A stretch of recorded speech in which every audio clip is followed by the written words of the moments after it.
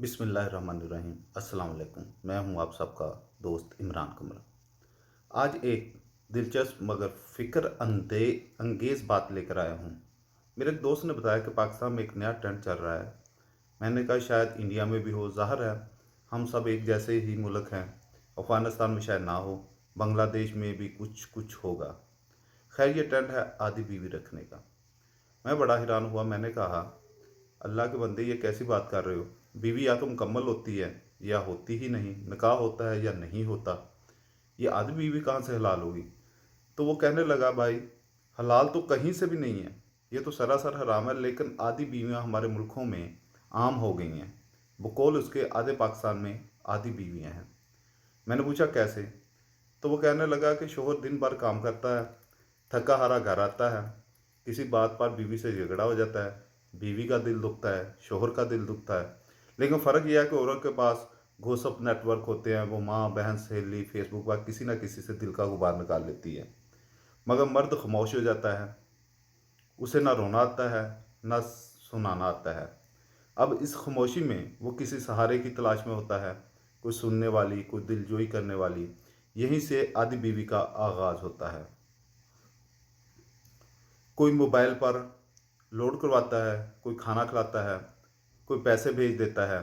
आपने खुद देखा होगा कि कैसे बेचारी बच्चियां जिनके वालिदैन के पास पुराने फ़ोन होते हैं, उनके हाथों में नए आईफोन होते हैं। ये सब मुफ्त में नहीं आता दोस्तों, कहीं ना कहीं आधा शहर स्पॉन्सर कर रहा होता है। अब बात करते हैं कि इसके नुकसानात क्या है। असल बीवी से बातचीत ख़त्म हो जाती है, कम्युनिकेशन टूट जाती है, रिश्ते बिखरने लगते हैं। शोहर बीवी से दूर, बीवी शोहर से दूर, दिल में नफ़रत, घुटन और बेजारी भर जाती है। फिर क्या होता है? आप सब कुछ छोड़ छाड़ कर आधी बीवी को वक़्त देने लग जाते हैं, और वो आधी बीवी सबसे पहले आपके रिलेशनशिप को खा जाती है, फिर आपके दीन को खा जाती है, फिर आपके ईमान को चाट जाती है, और आखिरकार आपको खाली करके छोड़ देती है।